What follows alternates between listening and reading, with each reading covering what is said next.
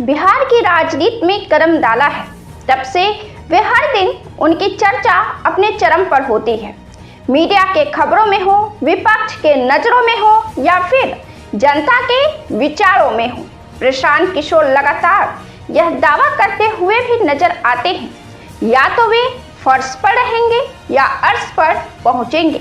इस बार के चुनाव को नए चेहरे ने दिलचस्प बना दिया है। इस कड़ी में तेज प्रताप यादव और प्रशांत किशोर दो नाम शामिल हैं।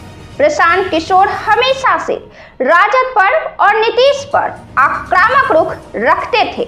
मौका मिलते ही वे कांग्रेस और भाजपा पर भी निशाना साध दिया करते थे, लेकिन अब वे खुलकर बोल रहे हैं कि लालू से अधिक भ्रष्टाचार बीजेपी में एनडीए सरकार में हुआ है। उन्होंने एक तरफ जहां अशोक चौधरी को लेकर और उनकी बेटी पर बयान दिया, वहीं दूसरी तरफ उन्होंने स्वास्थ्य मंत्री मंगल पांडे और दिलीप जायसवाल को भ्रष्टाचार मामले में लपेटा है। उन्होंने एम्बुलेंस खरीदने के संदर्भ में घोटाला किए जाने की बात कही है। उन्होंने यूनिवर्सिटी पर भी आरोप लगाए हैं। प्रशांत किशोर स्वास्थ्य मंत्री मंगल पांडे पर दिलीप जायसवाल से 25 लाख रुपए घूस लेकर दिल्ली में फ्लैट खरीदने का आरोप लगाया है। इसके अलावा उन्होंने एम्बुलेंस खरीद में गड़बड़ी और दिलीप जायसवाल के मेडिकल कॉलेज को रिश्वत देकर डीम्ड यूनिवर्सिटी दिए जाने का दर्जा देने का आरोप भी लगाया है, जिसके बाद राजनीति में प्रशांत किशोर के खिलाफ जबरदस्त पारा चढ़ा हुआ है।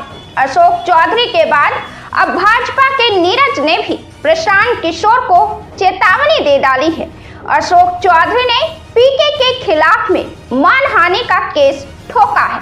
पीके ने कहा है कि अशोक चौधरी ने अपने बेटी के लिए टिकट खरीदा, जिस पर लाइव सिटी से बातचीत के दरमियान अशोक चौधरी ने कहा कि यह कैसे संभव है कि एक तरफ प्रशांत किशोर यह कह रहे हैं कि चिराग पासवान अच्छे हैं और दूसरी तरफ यह कह रहे हैं कि हमने अपनी बेटी के लिए टिकट खरीदा। यह कैसे संभव है? आपको बता दें कि चिराग पासवान की पार्टी से अशोक चौधरी की बेटी समस्तीपुर से सांसद हैं। उनके पति और चिराग पासवान दोनों दोस्त हैं और उसी नाते संभवी को टिकट दिया गया है, जिसकी चर्चा पिछले साल लोकसभा चुनाव के दौरान तेज रही थी। इस मामले पर प्रशांत किशोर के आरोप के बाद उन्होंने प्रशांत किशोर पर मानहानि का केस ठोक दिया है और अब भाजपा के नीरज ने भी पीके को चेतावनी दे डाली है।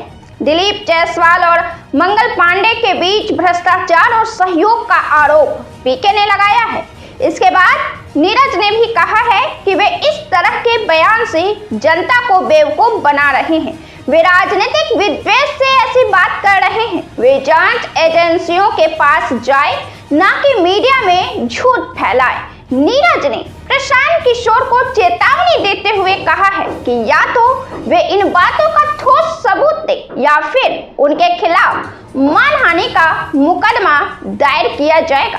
प्रशांत किशोर इन विवादों से पहले जनता के बीच में थे और लगातार जनता से वोट दिए जाने के संदर्भ में बात कर रहे थे, लेकिन चुनाव अब नजदीक है और चुनावी मौसम सर पर है।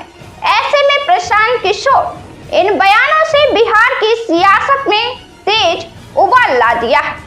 इस वीडियो में इतना ही। कमेंट कर बताएं आपको हमारा वीडियो कैसा लगता है। वीडियो अच्छा लगे तो लाइक करें, शेयर करें, चैनल को सब्सक्राइब करें। बहुत बहुत धन्यवाद।